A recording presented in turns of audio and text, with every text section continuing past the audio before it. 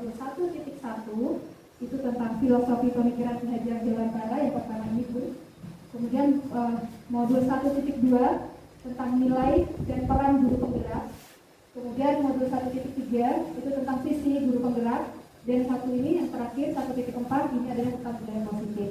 Nah, yang menjadi kewajiban kami sebagai calon guru penggerak untuk melakukan sosialisasi itu adalah di modul 1 dan 1.1 dan 1.4. Nah, ini langsung saja Bismillahirrahmanirrahim saya akan sampaikan tentang pertama. Oke, salam dan bahagia. Ini salam kami dari guru penggerak. Tujuan kita ya di sini sebagai guru penggerak dan juga sebagai guru secara umum sebenarnya harusnya seperti itu adalah ingin membawa anak-anak itu kepada keselamatan dan kebahagiaan sebagai manusia dan sebagai masyarakat. Selanjutnya, nah sekarang kita berefleksi. Jadi modul 1.1 ini lebih ke merefleksi diri kita sebagai guru itu seperti apa sih selama ini. Gitu. Apakah kita sudah benar-benar menjalankan fungsi kita sebagai seorang guru itu dalam rangka untuk itu tadi membawa pada anak-anak itu selamat dan bahagia sebagai manusia dan anggota masyarakat. Nah karena kalau kalau kemarin itu malah kita itu kan misalnya kalau begini kan kita di PAUD ya. Kalau mungkin di kelas yang jenjang yang lebih tinggi itu kan misalnya gini, kita itu mengajar anak-anak itu dalam rangka apa? Dalam rangka mereka bisa mengerjakan soal ujian. Apakah dalam rangka mereka bisa menyelesaikan mencari solusi ketika dia mendapatkan masalah-masalah dalam kehidupan dia. Kalau untuk belajar hanya untuk menyelesaikan ujian, misalnya ya, atau untuk itu ya menyelesaikan ujian, atau ketika ada tes, gitu ya, itu berarti nanti anak-anak akan selesai belajar ketika ujian selesai. Tetapi ketika anak-anak peserta didik ini kita didik mereka itu untuk menyelesaikan itu selamat dan bahagia, ya sebagai manusia dan anggota masyarakat, maka dia akan terus belajar. Mungkin sampai dia tua pun dia tetap terus belajar karena masalah kehidupan itu lebih rumit dengan masalah-masalah ujian sekolah, gitu ya. Dan itu mungkin yang akhirnya banyak anak-anak yang dia depresi, akhirnya ada yang bunuh diri, ada yang lari ke narkoba, ada yang pergaulan bebas, misalnya seperti itu ya. Nah ini yang kita mau anak-anak itu mau kita bekali di sini, seperti itu. Nah dasarnya apa dasar pemikirannya? Yang pertama menuntut. Di sini dasar pendidikan menurut Ki Hajar Dewantara ini adalah menuntut. Kita akan merefleksi kembali apa yang selama ini sudah kita dapatkan pemikirannya. Jadi menuntut itu, jadi menuntut segala kekuatan kodrat yang ada pada anak agar mereka selamat dan bahagia. Setinggi-tingginya sebagai manusia dan anggota masyarakat. Jadi tugas kita itu hanya menuntut. Kalau menuntut kan berarti di samping ya, yang di depan itu dorong. Yang kita di belakang, kita di depan, anak di belakang, itu berarti kita ngeret. Kalau anak di depan, kita di belakang mendorong. Tapi kalau menuntut kan di samping gitu kan. Jadi kan kalau kita yang punya anak kecil gitu kan. Nah, jadi tugas kita hanya menuntut. Dasar selanjutnya itu adalah dasar pendidikan kekodrat. Anak kita adalah merdeka. Manusia merdeka adalah manusia yang hidupnya lahir dan atau batinnya tidak tergantung kepada orang lain, akan tetapi bersandar pada kekuatan sendiri. Jadi kita ingin membekali anak-anak didik kita untuk bisa menjadi manusia-manusia yang merdeka. Dia tidak tergantung dengan kekuatan yang lain. Jadi dia punya motivasi intrinsiknya. Ini nanti ada kaitannya dengan modul 1.4 tentang budaya positif. Nah, jadi maksud pengajaran memerdekakan manusia. Dan ini juga yang akhirnya menjadi penerapan hari ini untuk merdeka belajar ya di sini. Merdeka belajar. Nah sekarang ada lagi guru merdeka mengajar. Itu ada Bu nanti dengan lihat di ada programnya. Jadi kita bisa belajar. Yang di merdeka mengajar itu isinya sama seperti yang di penggerak. Silakan panjenengan ikuti itu sama isinya seperti ini. Selanjutnya adalah dasar pendidikan yang lain. Kodrat anak adalah bermain. Nah ini kalau di PAUD sudah, ini teman-teman kita kan sudah menjalani ya nggak teman-teman, ya kan? Jadi prinsip pembelajaran di PAUD itu kan pendidikan dasarnya adalah bermain. Nah, bermain itu adalah kodrat anak. Jadi nanti dalam rangka untuk supaya anak ini menjadikan pengalaman belajar itu sesuatu yang menyenangkan seperti itu. Nah, kemudian pikiran, perasaan, kemauan, tenaga itu sudah ada pada diri anak. Makanya kita cuma menuntun. Kenapa hanya menuntun itu nanti ada selanjutnya. bisa bermain dengan ini. Kalau zaman dulu ada campak, sekarang kan jarang ya kotak sodor gitu. Nah ini dasar pendidikan yang lain ketiga adalah berpihak pada anak. Jadi pendidikan itu menghamba pada anak. Jadi menghamba itu bukan berarti kita sembah-sembah ya, tapi yang kita pikirkan, yang kita lakukan itu semua adalah untuk anak-anak dan anak. Jadi makanya Merdeka Belajar itu di situ gitu, karena Merdeka Belajar itu lebih dekat ke anak, karena anak nanti yang menentukan. Bahkan sekarang itu kurikulum itu anak itu harus dilibatkan untuk membuat kurikulum. Anak ditanya, mungkin dia besok mau belajar apa gitu ya. Jadi kita mau belajar tentang apa, temanya misalnya kendaraan apa nih gitu ya. Nah, dasar pendidikan yang lain itu adalah anak bukan tabula rasa. Bunda udah pernah dengar tabula rasa? Sudah pernah dengar tuh tabula rasa? Saya juga baru, kalau saya baru dengar waktu ikut ini. Jadi tabula rasa itu kertas kosong. Ya. Jadi anak bukan kertas kosong. Mungkin mungkin kita dulu pernah punya pemahaman bahwa anak itu ibarat kertas kosong dan orang dewasa itu yang punya kewenangan untuk mewarnai, menggambar, dia mau jadi warna yang seperti apa. Ini adalah peran orang dewasa. Nah, tapi kalau kita sebagai guru, kita punyanya ini dasarnya. Kita tidak anak bukan tabula rasa. Kenapa? Gitu ya. Karena anak itu sudah punya kodratnya sendiri. Jadi anak yang dititipkan di pengasuhan kita itu adalah anak-anak dari latar belakang keluarga yang berbeda-beda. Nah, jadi mereka sudah membawa kodrat alamnya, maksudnya kodrat di lingkungan sekitarnya itu sudah masing-masing sudah berbeda-beda.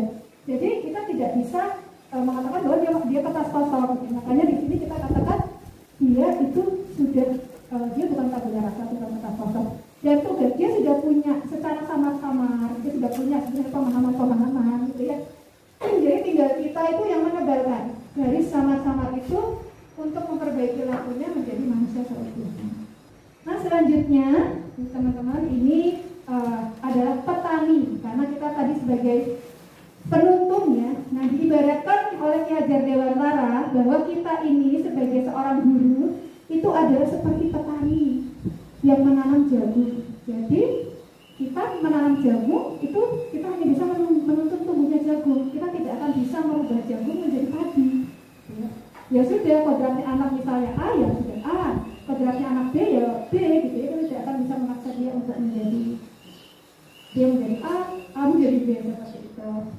Nah, dia menuntun tumbuhnya dan bisa dilakukan kita itu sebagai petani ya. Itu adalah kalau diibaratkan dengan lahan ini tadi, memperbaiki kondisi tanah, memberi pupuk, memberi air, membasmi ulat-ulat gitu. Jadi kalau ada ini seperti inilah tugas kita sebagai seorang pendidik di masa menurut Ki Hajar Dewantara. Ini hanya merefleksi sebenarnya, insya Allah teman-teman sudah tahu ya. Nah, ini juga tugasnya petani, siswa adalah benih jagung ya, sementara sekolah ini adalah lahan. Nah, nanti ini kita ada kaitannya dengan modul 1.4 dalam rangka membangun budaya positif itu tadi, dalam rangka untuk menciptakan sebuah lingkungan belajar bagi anak-anak itu yang positif sehingga dia bisa tumbuh dan berkembang menjadi masyarakat atau manusia yang selamat dan belajar dari itu. Nah, jadi kesimpulannya apa? Tujuan pendidikan adalah menuntun kodrat anak merdeka agar mereka dapat selamat dan bahagia. Jadi ini aja berikutnya menuntun kodrat pada anak. Kodrat itu ada dua, kodrat alam, kodrat zaman. Jadi kalau kodrat alam itu ada kodrat di mana tempat anak sosio-kultural, di mana dia hidup ya, misalnya di keluarganya seperti apa. Makanya kalau sekarang itu ada yang namanya asesmen diagnostik di awal tahun pembelajaran. Jadi itu dalam rangka kita mengenal lingkungan belajar anak itu di rumah itu seperti apa, siapa yang menemani, kemudian siapa yang berpengaruh terhadap anak gitu. Kemudian kodrat zaman. Nah, kalau kodrat zaman itu ya sudah dari pendidikan zaman dulu yang nggak bisa dipakai sekarang. Jadi ya kayak kalau seperti yang hari ini sih, hari ini pendidikan itu menggunakan apa namanya? Jangan menggunakan model pembelajaran yang jadul gitu ya. Merdeka Belajar. Nah, ini Merdeka Belajar itu menjadi cita-cita pendidikan Indonesia seperti yang sudah saya sampaikan tadi. Makanya kalau kita sekarang belajar Lucy Park itu sebenarnya pembelajaran sangat tepat.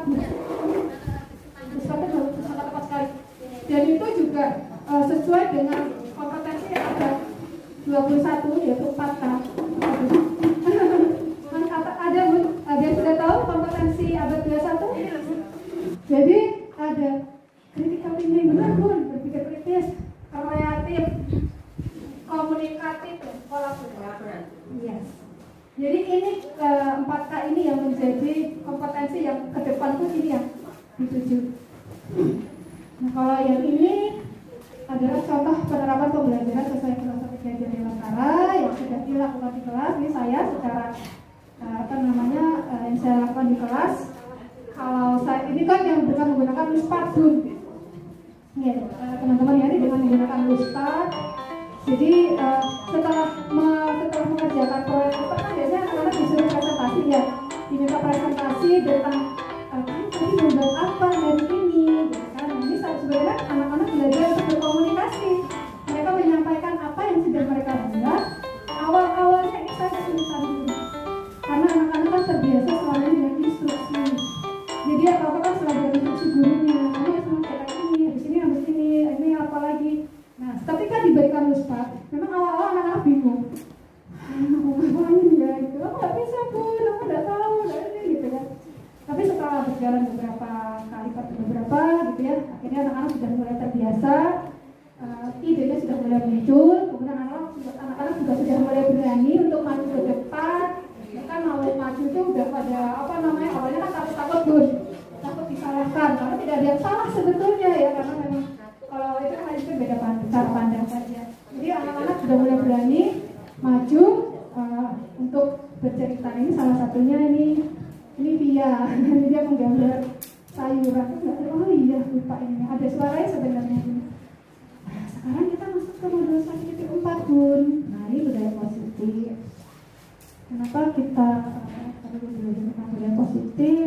Ini adalah memang tadi itu ya, kita ambil contoh perbandingannya dengan hidup tumbuh-tumbuhan tadi yang pendidik itu atau guru itu sebagai seorang petani. Jadi hakikatnya kewajibannya sama dengan seorang pendidik petani. Jadi dia menuntut anak-anak untuk bisa tumbuh dengan baik dan berkembang dengan baik. Jadi yang sekarang memperbaiki kondisi tanah. Nah, di sini dengan budaya positif itu juga sebenarnya sama. Kita dalam rangka untuk memperbaiki lingkungan belajar anak-anak itu supaya lebih positif. Untuk lebih positif, maka di sini perlu adanya disiplin positif. Ya. Budaya positif itu erat kaitannya dengan disiplin positif. Nah, yang pertama kita akan yang kemarin saya pelajari ketika di modul 1.4 itu ada ini. Pertama yang harus kita lakukan adalah perubahan paradigma. Jadi kita harus berubah. Ada beberapa ilusi yang selama ini kita mungkin selama ini tidak sadar kita terapkan gitu ya. Jadi ada ilusi kontrol namanya. Nanti kita akan belajar tentang stimulus respon dengan teori kontrol. Nah, di sini terkait dengan ilusi apa gitu ya? Ilusi kita sebagai seorang guru. Ilusi bahwa guru itu bisa mengontrol muridnya. Pernah merasa seperti itu? Kita tuh punya kekuasaan untuk mengontrol murid. Pernah merasa seperti itu tidak? Ya, kalau saya dulu terus terang ya. Ini merefleksi, tidak apa-apa. Memang kalau ada mungkin praktek pembelajaran selama ini pernah kita lakukan yang ternyata itu salah, tidak apa-apa gitu ya. Ya ini namanya merefleksi kan ya seperti itu. Berarti kan kita tahu saya pernah melakukan ilusi kontrol yang ternyata salah, ya mungkin ketika belajar ini saya rubah selanjutnya. Misalnya ini Bun, panjenengan gitu ya punya sesuatu yang sangat berharga sekali di zaman panjenengan. Ini berharga sekali loh. Misalnya ada orang yang mau meminta panjenengan untuk buka, aku tak punya lihat apa sih itu. Jenengan mau memberikan pembuka nggak? Enggak ya Bun ya. Kenapa Bun? Karena berharga sekali ya Bun ya. Iya, kalau misalnya dirayu Bun, ayo tak berikan rumah 1M. Oh tidak. Ini kayaknya berharga sekali, ini lebih dari 1M ini, jangan-jangan ini ya. Ternyata dirayu nggak bisa, dipaksa Bun, jangan dipaksa aja, nggak mau juga ya. Jadi kita tidak akan memberikan itu. Jadi artinya apa? Kontrol itu ada di kita penuh. Kita mau membuka atau enggak, kita mau beli, mau kasih apa tidak akan kita. Itu kan ada di kita. Tidak ada siapapun orang yang bisa memaksa kita untuk memberikan itu. Nah ini di sini juga sama. Guru itu juga seperti itu. Nah kemudian ilusi yang selanjutnya Bun, kritik itu akan membuat orang merasa bersalah dan menguatkan karakter. Sering ya kita gitu ya, mengkritik gitu ya. Harapannya kan supaya orang itu iya aku salah gitu ya. Kita menguatkan karakter, ternyata itu ilusi. Nah kemudian juga yang selanjutnya penguatan positif itu efektif dan bermanfaat. Iya, ini kalau bermanfaat hanya dalam jangka pendek, tapi untuk jangka panjang itu tidak akan terasa. Nah, kemudian ilusi bahwa orang dewasa memiliki hak untuk memaksa anak. Ya, kalau kita punya kekuasaan di kelas ya punya, anak nggak mau dihukum, anak-anak powerless, dia nggak punya kekuatan gitu ya. Ya mau nggak mau dia harus nurut, mau nggak nurut aku dihukum guru-gurunya, dicewek, dipukul, suruh setrap, dihukum di apa gitu ya. Ada konsekuensinya. Nah, makanya ternyata ini adalah ilusi. Yang di sini ini perlu kita rubah paradigmanya. Perubahan seperti apa? Nah, perubahan dari stimulus respon kepada teori kontrol. Nah, di sini ada teori Skinner, Bunda. Teori Skinner itu artinya terkait dengan kalau kita beri stimulus itu ada respon. Kalau kita beri penghargaan dia akan berlaku lebih baik. Ketika tidak baik kita akan dihukum. Ini menurut teori Skinner seperti itu. Nah, ini yang kita akan ubah sekarang, Bunda, dari stimulus respon kepada teori kontrol. Nah, kita harus pakai teori kontrol ini dulu. Kita mencoba mengubah orang agar berpandangan sama dengan kita.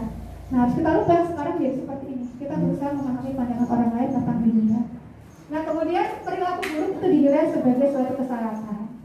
Nah, kita tidak akan menilai ini seperti ini, tetapi kita akan melihat ini dari teori kontrol adalah bahwa semua perilaku itu memiliki tujuan, baik ataupun buruk itu ada tujuannya. Orang lain bisa mengontrol saya, bisa nggak? Dengan mengontrol orang lain bisa nggak? Terpaksa karena punya tujuan kan. Nah, aku kepala aku guru, aku nggak manut. Kita dapat gaji. Nah, jadi teori kontrol di sini hanya Anda yang bisa mengontrol. Saya bisa mengontrol orang lain. Nah, enggak juga gitu ya. Tidak bisa, Anda tidak bisa mengontrol orang lain. Pemaksaan ada pada saat bujukan gagal. Ini biasanya kalau dibujuk nggak mau dipaksa. Ayo, menemu. Jangan nangis. Tadi bujuk nggak mau diem-diem, anak-anak ngejamnya nangis. Diam nggak? Dipaksa, diam dulu. Nah, ini dari jadi ada kolaborasi dan konsensus atau kerjasama menciptakan pilihan-pilihan baru yang win-win solution. Jadi menang-menang sama-sama. Jadi semuanya tidak ada yang tersakiti, semuanya bahagia, selamat dan bahagia. Bunda, yes. Kalau kita sebagai kepala sekolah itu, tadi kalau katakan kita bisa mengontrol teman kita dulu, lalu kita posisinya sebagai bagaimana Bunda? Apa cuma monitor atau bagaimana Bunda? Kan selama ini memang maaf, ya katakan kepala sekolah untuk mengontrol guru.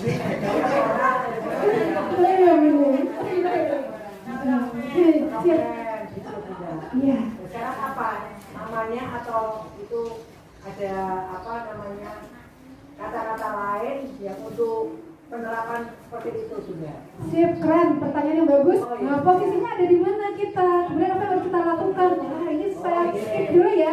Saya skip dulu ya, Bun. Mungkin ada yang mau tanya lagi dulu, Bun, sebelum lanjut. Budaya positif itu erat kaitannya dengan disiplin. Disiplin positif. Bun, kalau kita dengar kata disiplin itu biasanya udah pasti ada hukuman gitu ya.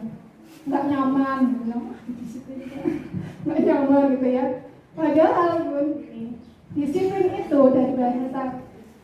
dari bahasa Latin ya, itu artinya belajar. Jadi sebenarnya disiplin itu bukan dalam rangka untuk menghukum, bukan. Tetapi dalam rangka belajar. Disiplin itu justru harusnya membuat orang menggali potensinya menuju sebuah tujuan apa yang dia hargai. Jadi nilai-nilai yang dia hargai.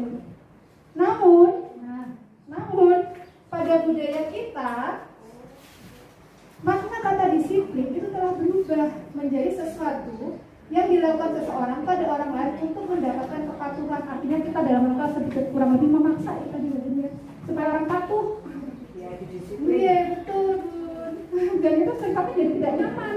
Ya. Kecenderungan umum adalah menghubungkan kata disiplin ketidaknyamanan, bukan dengan apa yang kita hargai atau pencapaian satu tujuan mulia. Seringkali memang disiplin itu erat kaitan dengan ketidaknyamanan. Terpaksa pun tidak diikuti ya itu tadi ada konsekuensinya. Untuk itu, untuk tujuan disiplin positif tadi, maka di sini kita perlu yang namanya membangun motivasi internal. Bu Rina, ini dari pertanyaan Bu Rina tadi. Terus bagaimana gitu ya, saya posisinya seperti apa sebagai kepala? Nah di sini Bun, kita akan merubah dari tujuan disiplin tadi disiplin positif tadi, kita coba untuk membangun motivasi internal.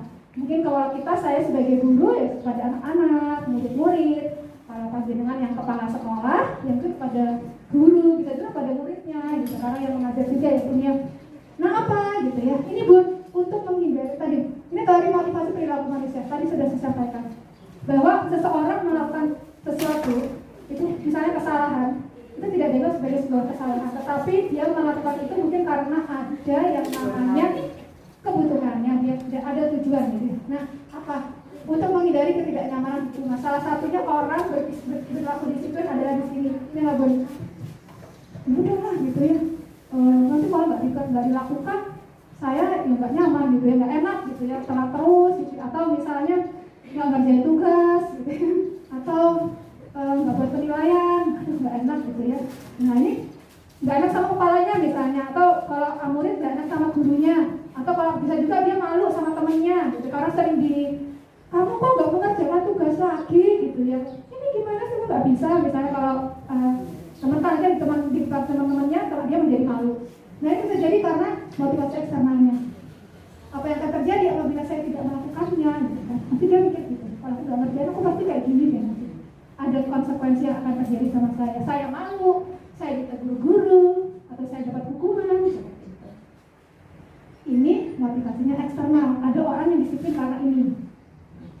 Kemudian yang kedua, ada juga untuk mendapatkan imbalan dari orang lain. Nah ini biasanya gitu ya. Siapa yang datangnya on time terus dapat credit point. Nah lumayan itu nanti bisa dapat, misalnya satu poin dapat 20.000 misalnya. Ya ini kan. Nah, jadi apa yang akan saya dapatkan apabila saya melakukannya?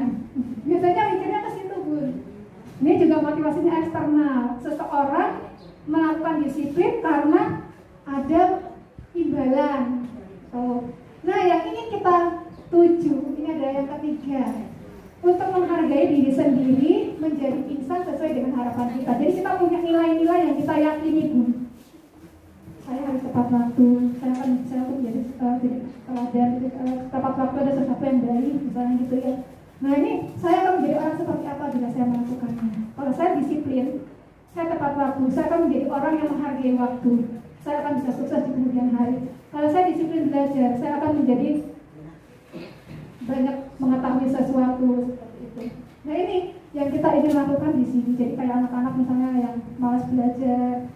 Ini sebenarnya motivasi disiplin positif ini cocok juga untuk wali murid sebetulnya. Nah yang ini kita tuju adalah motivasi internal dari tujuan disiplin positif. Inilah yang akan kita tuju. Jadi kalau disiplin positif itu hanya ini. Tujuannya kita mau ke situ arahnya. Nih, merdeka itu artinya tidak hanya terlepas dari perintah, tetapi juga cakap membuat memerintah diri sendiri. Kita memerintah diri kita. Karena kita punya kontrol terhadap diri kita sendiri, yang bisa mendisiplinkan diri kita adalah diri kita sendiri sebetulnya. Karena seberapa banyak motivasi yang diberikan teman kita, kepala sekolah kita, atau orang tua kita, tidak akan berefek apapun kalau itu tidak mungkin dari diri kita. Mungkin pada saat itu kita akan menjadi baik, tapi ketika sudah lepas dari kepala sekolah, tidak ada pengawasan kepala sekolah, murid tidak ada pengawasan dari guru, dia akan kembali kepada perilaku yang mungkin tidak disiplin, karena ada tadi itu. Nah, jadi dia cakap untuk memerintah diri sendiri. Nah, harapan kita, murid-murid kita seperti ini di kemudian hari, dan ini kita di PAUD itu fondasi banget karena golden age. Nah, ini akan mereka tenang sampai mereka dewasa. Insya Allah pahala kita tambah dulu. Nah, cara mewujudkan anak-anak yang memiliki disiplin positif itu adalah dengan cara apa? Ciptakan budaya positif. Nah, dengan cara menciptakan budaya positif. Kemudian itu diperlukan lingkungan juga yang positif. Lingkungan terkecil yang bisa kita lakukan sebagai guru. Kalau saya sebagai guru, dia di kelas saya. Ya, saya sebagai seorang guru ya kelas saya, anak-anak yang saya didik, yang saya asuh. Nah, ini yang bisa saya lakukan.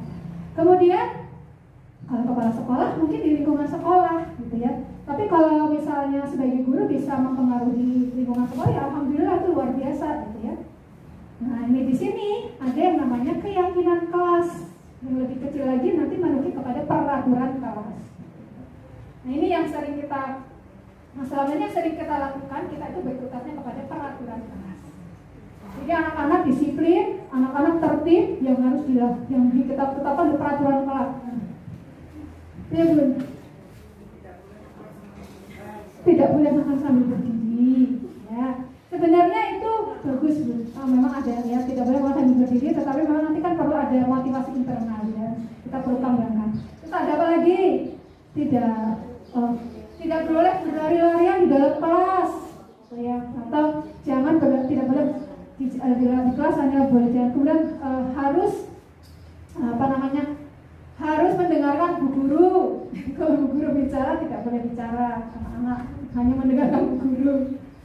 Nah, keyakinan kelas. Nah, makanya di sini kita harusnya apapun yang harus kita fokuskan itu sebenarnya bukan di peraturan kelas, tetapi di keyakinan kelas. Kita buat keyakinan kelas bersama anak-anak dan kita sebagai guru yang kita sepakati bersama. Nah, kenapa keyakinan kelas dan bukan peraturan kelas? Karena yang kita lakukan adalah kan membangun motivasi internal ya punya motivasi dari anak bahwa dia melakukan itu karena dia sadar betul bahwa itu yang harus dia lakukan karena dia ingin menjadi seorang yang jadi lebih baik di kemudian hari. Misalnya Bun, kenapa kita harus pakai helm? Nah yang pasti kan harusnya kita kalau menjadi keyakinan kita kan helm itu apa Bun? Kalau yang kita yakini kita pakai helm apa Bun? Selamat, betul Bu, selamat, aman, ya. Keselamatan, benar ya. Peraturan 3M, mencuci tangan, jaga jarak, apa ini? Kalau orang ini kan penting demi keselamatan dan keamanan, kesehatan juga. Kenapa kita harus datang tepat waktu pada saat mengikuti pelatihan? Nih, nah kenapa gitu ya? Karena mungkin kita ingin menghargai waktu gitu ya. Nah ini Bun saya lanjut ya. Nah ini ada contoh-contoh Bun. Kalau selalu kembalikan guru ke tempatnya, kira-kira keyakinan apa di sini Bun? Tertib, rapi,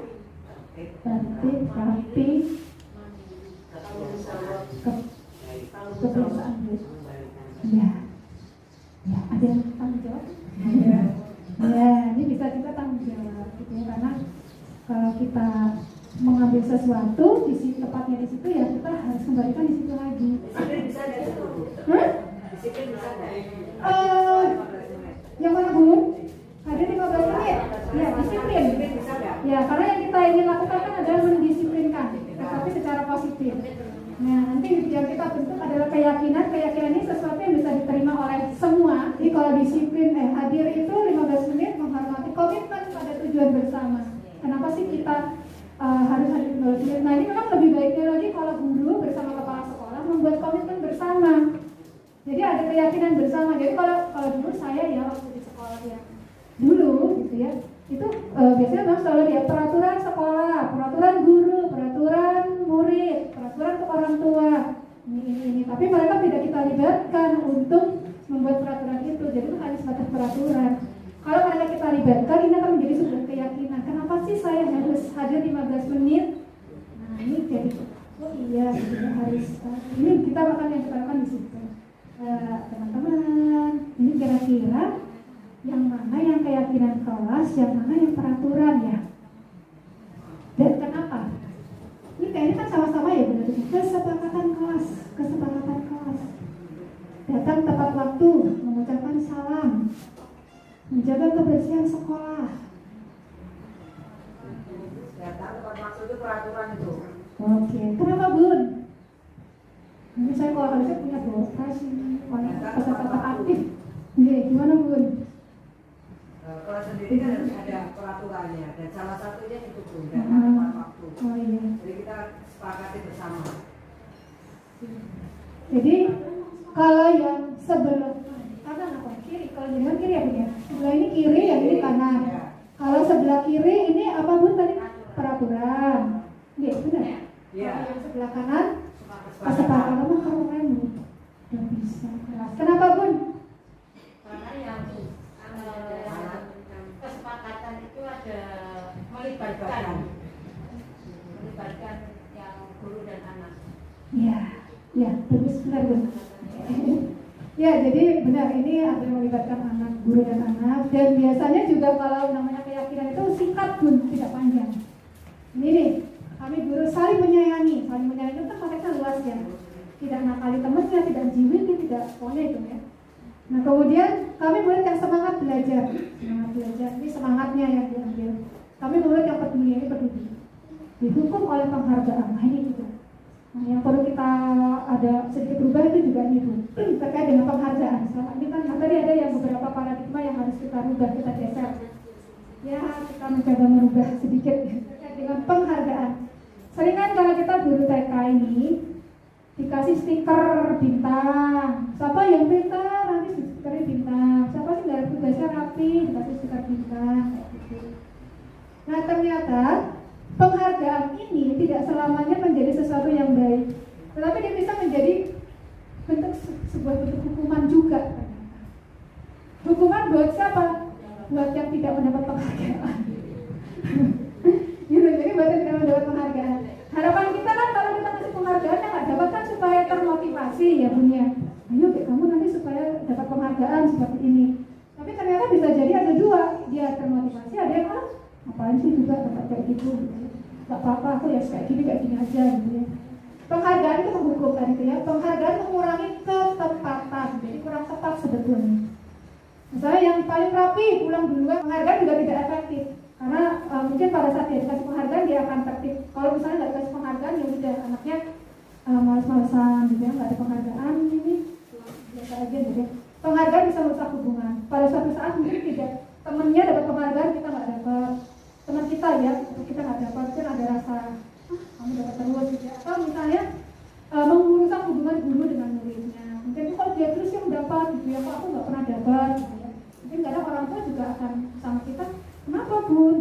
Padahal kalau kita sebagai pelatih itu kan harus kita, ya anak-anak semua kita hargai, karena kan tidak, mereka dalam proses belajar. Jadi ya wajar kalau misalnya masih ada sesuatu yang memang perlu dimotivasi, dan motivasi harus berprinsip. Ya monggo. Saya kok tidak begitu setuju kalau penghargaan itu kan tadi banyak yang negatifnya. Ya. Penghargaan sendiri kan memang tetap ada nilai plusnya kalau menurut saya. Soalnya memang untuk motivasi. Kalau tadi memang kita misalnya anak-anak kalau bisa mengerjakan ini dapat bintang 2 misalnya. Kalau anak-anak yang tidak bisa mengerjakan itu kita kasih bintang walaupun 1 pun. Jadi tidak sama sekali tidak dapat bintang ya. Cuman di lain kesempatan saya tahu kalau anak ini misalnya dia tidak olahraga ya, lalu di olahraga nanti sudah saya kasih bintang. Jadi yang dia di pelajaran ini bintangnya 1, nanti di olahraga dia bisa mendapat bintang 2. Seperti itu Bunda. Jadi kalau menurut saya namanya reward atau penghargaan atau hadiah itu tetap ada unsur baiknya.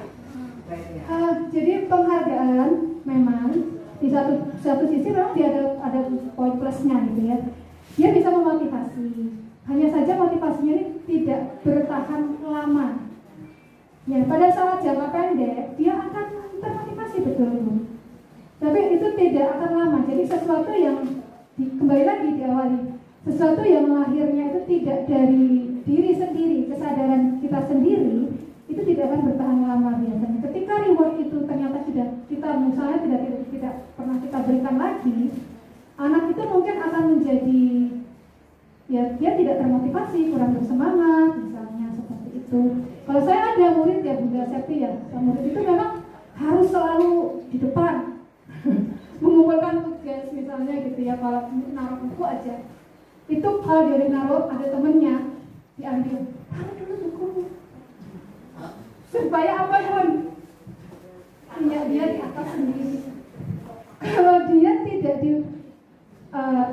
disemangati, tidak wah kamu pintar ini, dia nggak semangat. Ya. Tapi sebenarnya itu juga bagus ya. Ada kebagusan, tetapi itu tidak jangka panjang. Secara jangka pendek itu berpengaruh. Yang kita inginkan kan adalah jangka panjang. Jadi kayak misalnya anak itu punya kesadaran belajar sepanjang hayat, long life education. Belajar sepanjang hayat itu kan bukan karena ada penghargaan, tetapi karena memang dia merasa saya ingin menjadi lebih baik gitu dengan belajar.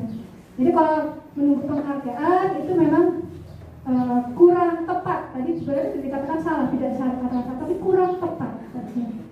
Jadi ya sesekali mungkin perlu, tetapi tidak bisa kita jadikan itu terus-menerus. Sambil kita komunikasikan ke anak-anak terkait dengan kenapa sih kamu harus mengerjakan dengan rapi, kenapa sih kamu harus misalnya bernyanyi dengan indah gitu ya. Kalau nyanyi suaranya males kan yang dengar juga sakit telinganya. Gini ya, kenapa sih harus senam, kenapa sih harus senam dengan semangat, itu kan supaya badan kita sehat dan lain sebagainya. Kenapa sih harus pakai masker? Nah kalau misalnya apresiasi, nah ini perlu. Nah ketika anak sudah melakukan kebaikan, berdoa dengan khusyuk, berdoa dengan sungguh-sungguh, wah terima kasih, kamu sudah hebat, hari ini sudah berdoa dengan sungguh-sungguh, misalnya kalau itu sesuatu yang baik ya. Jadi menghukum dengan kebaikan. Nah kira-kira menurut panjenengan bisa tidak? Boleh tidak? Boleh tidak? Apa namanya hukuman itu? Ya, boleh tidak? Ya. Iya, betul Bunda Murni. Kira-kira menurut teman-teman boleh tidak? Boleh ya. Ada yang tidak boleh? Hukuman yang positif. Ya. Ada lagi. Saya cari yang tidak boleh itu sudah hati monggo silakan. Tidak boleh. Tidak boleh kenapa Bun? Karena nanti anak bisa merasa tertekan. Tertekan. Walaupun itu baik. Karena kalau yang misalkan hukumnya kan disuruh baca mengaji yang panjang, sedangkan anak kalau disuruh 10 menit pun itu sudah merasa kayak ditekan. Nanti anak jadi mogok sekolah bisa. Oh aku telah dihukum seperti ini. Nah, jadi menurut saya itu tidak boleh. Itu namanya hukuman. Oke, baik, keren. Ya, kenapa? Karena kita fokusnya sesuatu yang baik. Ini kan kita ingin nilainya tetap kepada nilai kebaikan. Kita ingin anak mencintai, misalnya mengaji. Mengaji itu kan nanti ada nilai pahala. Nah, kalau itu ternyata mengaji, itu menjadi sesuatu yang dijadikan sebagai hukuman, bisa jadi anak akan menjadi tidak menyukai kegiatan itu. Aku gak dihukum kok, ngapain aku suruh ngaji, gitu ya. Nah, padahal kan bisa jadi, bukan bisa jadi, karena kan dalam Islam mengaji itu kan bernilai pahala. Ya, sebenarnya harusnya itu tidak dijadikan hukuman. Atau misalnya tadi membaca, gitu ya, dikasih suruh ke perpustakaan, harusnya anak menjadikan membaca itu sesuatu yang baik. Tetapi dia bisa jadi nanti aku nggak suka membaca, aku kenapa harus membaca, aku nggak dihukum kok gitu. Nah ini salah satunya kita ingin, kenapa kita tidak menggunakan kebaikan sebagai sebuah hukuman, karena kita ingin menjaga nilai kebaikan itu dari sebuah aktivitas itu. Nilai mengaji itu adalah nilai yang bernilai pahala, kita ingin jaga itu sebagai sebuah nilai pahala dan anak mencintai mengaji. Gitu. Membaca itu juga sesuatu yang baik gitu kan. Kita ingin anak mencintai membaca, bukan membenci dia karena itu menjadi sebuah hukuman. Menulis gitu. Menulis sudah jadi sesuatu yang baik. Kalau dia misalnya siapa bisa jadi penulis gitu ya. Jangan sampai anak menjadi benci dengan menulis karena itu menjadi sebuah hukuman. Nah, ini kenapa sesuatu yang baik pun juga, walaupun tadi katanya apapun disiplin yang baik ya Bun ya. Hukuman positif gitu. Walaupun itu misalnya kita mengatakan hukuman positif, ternyata itu akan merusak nilai kebaikan itu ternyata. Tidak ada hukuman positif ya Bun? Tidak ada hukuman positif. Kita dilarang menghukum nanti intinya Bunda. Nah ini Bun, kita lanjut. Oke silakan. Saya memang karena intensinya adalah menghukum, pasti tidak baik. Jadi seperti tadi kembali Ibu jelaskan di depan bahwa kita harus punya prinsip menghargai. Nah, jadi kesalahan yang dilakukan anak itu pasti ada alasannya. Nah, di belakang itu pasti ada alasannya. Jadi sebelum kita menghukum atau kita punya kerangka hukuman, kita lihat dulu ada apa dengan kesalahan yang dibuat, dan kesalahan itu dari pijakan kesalahan itu kita tuntun untuk menjadi lebih baik, bukan dengan menghukum. Jadi yang namanya intensi menghukum itu sendiri sudah tidak sesuai. Kalau menurut saya seperti itu. Keren loh ternyata Guru Paul. Ya. Oh, keren. Benar. Berarti materi saya sebelumnya masih diingat. Kesalahan tidak dianggap sebagai perbuatan salah. Tapi kalau kita akan melihat apa tujuan yang akan. Keren Bu. Nah, ini. Kenapa kita tidak melakukan? Nah, hukuman itu biasanya sesuatu yang menyakitkan, perbedaannya. Kalau konsekuensi memang sesuatu yang harus terjadi. Kalau kita menumpahkan air, ya kita konsekuensinya harus mengelas. Kalau hukuman biasanya itu menyakitkan, fisik biasanya lebih kepada fisik. Membuat fisik sakit ya, hati maupun fisiknya, jangka waktu yang lama biasanya. Apalagi kalau misalnya dengan kata-kata, gitu ya, dengan pukulan. Kalau anak PAUD itu akan diingat nanti karena itu akan berpengaruh nanti kepada perkembangan secara sosial emosionalnya, gitu ya. Dan pengaruh sekali. Anak membenci dengan namanya kedisiplinan. Padahal kita pingin tadi namanya disiplin. Tadi kan kata Sokrates yang dari bahasa Latin Sokrates sama Plato tadi bukan belajar. Pasti kita ingin anak-anak belajar. Itu bukan karena mereka membenci, gitu kan? Di disiplin kita harusnya, anak menghargai namanya disiplin. Jadi menghargai proses belajar. Paksaan kalau hukuman. Kalau ini nanti stimulus ada tanggapan. Mendorong anak menyakiti diri sendiri bisa jadi, gitu ya. Kalau dia sakit hati, tidak ada tempat dia curhat, tidak pernah biasa, dia menyakiti, aku disalahkan terus, aku lagi yang salah, aku yang salah. Misalnya nanti habis ini kan depresi karena dia disalahkan terus, gitu ya. Ini tidak baik secara anak secara pandang sekolah itu. Konsep diri yang buruk, mendorong anak untuk agak menyesuaikan. Konsep diri yang buruk, konsep diri yang baik. Nah itu tadi disalahkan terus, gitu ya. Hukuman itu dari aku adalah sang pembuat onar, ada troublemaker, gitu. Nanti hukum terus. Anak belajar menyembunyikan kesalahan karena dia takut dihukum. Namun seperti tadi Bunda sampaikan, seseorang melakukan sesuatu karena ada kebutuhan. Nah ini kita mengenal adanya kebutuhan dasar manusia. Ada 5 kebutuhan dasar manusia: cinta, kasih, survival, mempertahankan diri, cinta kasih, diterima, penguasaan, dihargai, gitu ya. Kebebasan, kesenangan, ini adalah kebutuhan dasar. Jadi ketika seseorang melakukan baik itu perbuatan yang salah maupun yang baik, dia akan dipengaruhi ini kebutuhan-kebutuhan ini. Ini ada 5 posisi kontrol. Jadi kita itu harusnya gimana posisinya, gitu ya.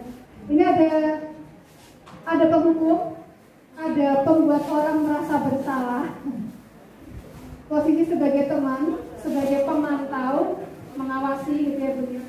Dan terakhir ada sebagai manajer. Yang penghukum dan pembuat orang merasa bersalah ini sebisa mungkin kita hindari. Ya. Kalau penghukum harus kita hindari. Nah, yang masih kita bisa terapkan itu adalah di yang posisi yang ini, teman, pemantau, dan manajer. Dan yang sebaik-baiknya posisi kita adalah di manajer. Ya. Nanti itu ini Bun, motivasinya apa nih? Di sini ada Bun. Ini guru berbuat apa? Menghardik, menunjuk-nunjuk, menyakiti, menyindir. Ini biasanya kalau hukuman seperti ini, karena dia nanti pasti menyakiti. Ya, baik menyakiti secara fisik maupun secara psikologis. Ya, ini ceramah, ibu kecewa, harusnya kamu tuh seperti ini, aku udah mendidik kamu seperti ini, kalau orang tua ya Bu ya. Nah ini biasanya seperti ini. Nah di sini ini apa Bu? Ini pasti gagal Bu. Identitas gagalnya itu dari sini. Kita pasti akan mengalami kegagalan untuk mendisiplinkan dia secara positif. Nah ini dampaknya memulai kesalahan, merasa rendah diri. Iya Bu, kalau disalahkan terus kamu dia rendah diri. Anak-anak itu dia tidak merasa percaya diri terhadap aku. Jangan-jangan aku salah, gitu. Dia takut, dia nggak percaya sama dirinya itu. Nah yang ini Bu, yang kita harus teman, kalau teman biasanya di sini. Nah ini masih bisa berhasil Bu, sukses. Tapi memang suksesnya seseorang ketika di sini itu nanti dia memang masih tergantung dengan eksternal. Jadi ada tadi itu mungkin penghargaan, dia mungkin butuh nasihat, butuh motivasi dan lain sebagainya. Nah yang ingin kita lakukan ada di sini, manajer. Nanti kita lakukan seperti apa? Guru ketika menghadapi masalah terhadap anak-anaknya, dia akan pertanyaan-pertanyaan. Apa yang kita yakini? Nah ini guru bertanya, kita meyakini ini kan? Kita kan sudah yakin bahwa misalnya belajar itu akan memberikan kebaikan buat kita bersama. Seperti itu misalnya ini mungkin kalau TK bahasanya lagi. Hasilnya menguatkan pribadi, kaitan dengan anak akan menjadikan dirinya itu sebagai individu yang positif dalam dunia berkualitas. Nanti anak akan berkata, bagaimana saya akan memperbaiki diri saya ya? Saya misalnya datangnya terlambat terus. Ya gimana ya cara ini sesuatu yang sebenarnya nggak baik gitu kan. Saya juga jadi tergesa-gesa gitu ya. Terus apa yang harus saya lakukan supaya saya tidak dapat akomodasi. Nanti dampaknya akan mengevaluasi diri. Nah ini kita mengevaluasi. Nah terus dalam menerapkan disiplin positif kita harus memperhatikan terlebih dahulu posisi kita sekarang ada di mana. Bunda sekarang kita ada di mana Bunda? Panjenengan misalnya kalau dulu saya pernah menjadi seorang penghukum, nah iya nggak? Bunda kalau di sini mungkin bisa merefleksi saat ini, misal sebelum mendapatkan ini, sebelum mendapatkan tentang lima posisi lateral ini, Bunda posisinya segini. Mungkin Bu Rina sebagai kepala sekolah kepada guru-gurunya posisinya seperti apa Bu? Penghukum kah? Enggak ya Bunda? Menghukum enggak Bu? Baik hati ya. Baik hati dan tidak sombong. Iya. Membuat merasa orang bersalah kah? Tanpa sengaja biasanya. Sengaja ya. Sengaja.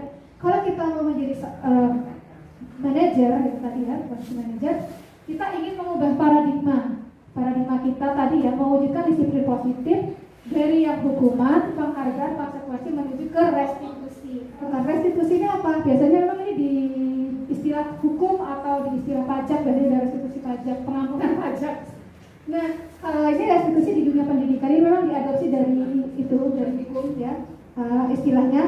Nah, di sini ada menciptakan kondisi bagi murid untuk memperbaiki kesalahan mereka sehingga mereka bisa kembali pada kelompok mereka dengan karakter yang lebih kuat. Kita tidak akan membuat anak merasa bersalah, tetapi kita akan membangun karakter mereka supaya dia kembali ke kelompoknya menjadi yang lebih kuat, menjadi lebih baik. Nah, ini menurut dosen. Nah, ciri-cirinya apa Bu restitusi itu? Nah, ini dia Bu. Kita harus bisa lihat tahu nanti kalau kita menyelesaikan masalah mungkin ke wali murid, mungkin ke guru, kalau kepala sekolah ya, atau ke anak-anak seperti ini. Atau mungkin kita sama teman kita. Bisa nih, dia seperti ini Bu, ciri-cirinya bukan menebus kesalahan, tapi belajar dari kesalahan. Jadi kita tidak nyala-nyala, namun perbaiki hubungan, tawaran bukan paksaan, menuntut untuk melihat ke dalam diri, mencari dasar, mencari tindakan. Restitusi apa? Fokus pada karakter bukan tindakan, cari solusi bukan fokus pada kesalahan. Nah, gimana sih restitusi itu Bu? Ini dia. Nah, untuk restitusi ini tidak boleh terbalik-balik, jadi harus dijawasi dulu. Ya, kita harus menstabilkan identitas dulu, baru kita melakukan validasi tindakan, baru kita menanyakan keyakinan. Nah, untuk bisa melakukan restitusi ini yang harus dilakukan adalah kita harus sudah punya keyakinan bersama dulu, membuat keyakinan kelas bersama. Seperti itu. Nah, ini nanti biasanya kalau yang di sini, misalnya nih ya, kalau misalnya identitas ya kamu nangis, kamu tidak rapi mengerjakannya. Semua orang juga pernah melakukan kesalahan. Tidak ada manusia yang sempurna, misalnya ya, semua pernah melakukan kesalahan. Kamu bukan satu-satunya orang yang pernah melakukan kesalahan ini. Dulu pernah ada juga yang seperti ini. Nah, ini kita harus stabilkan dulu identitas, sehingga dia tidak merasa bahwa ini aku salah. Jadi, oh ternyata orang pernah juga melakukan kesalahan. Mungkin kita sendiri, guru pernah juga melakukan kesalahan, guru juga pernah salah. Rukun ini ya. Terus baru ke validasi tindakan. Apa yang kamu punya alasan kenapa kamu kan itu, kenapa kamu ini. Gitu. Terus baru kita kan ini Bun. Ini selesai. Nanti ini bisa di copy kalau ada yang mau. Nah, ini intervensi 30 detik. Ini nanti ke anak-anak sih. Misalnya kita anak-anak di kelas gaduh Bun. Kita kan bingung ya, gimana nih ya, kita pakai tepuk-tepuk nggak mau. Oke, ini sudah jam segini, kira-kira kita harusnya jam segini ngapain ya? Nah, nanti intervensi itu seperti itu. Jadi, belajar. Nah, atau anak-anak, ini kita anaknya ngapain ya sekarang? Nah, ini selesai, alhamdulillah. Teruslah bertanya, teruslah belajar, dan teruslah bermanfaat. Ini kalau ini adalah tindakan aksi nyata yang saya lakukan untuk laporan. Jadi saya tindakannya seperti penerapan disiplin melalui keteladanan dan penyusup. Nah, ini contohnya. Nah, ini adalah kegiatan kelas yang saya dibuat bersama teman-teman. Terima kasih. Salam dan bahagia. Assalamualaikum warahmatullahi wabarakatuh.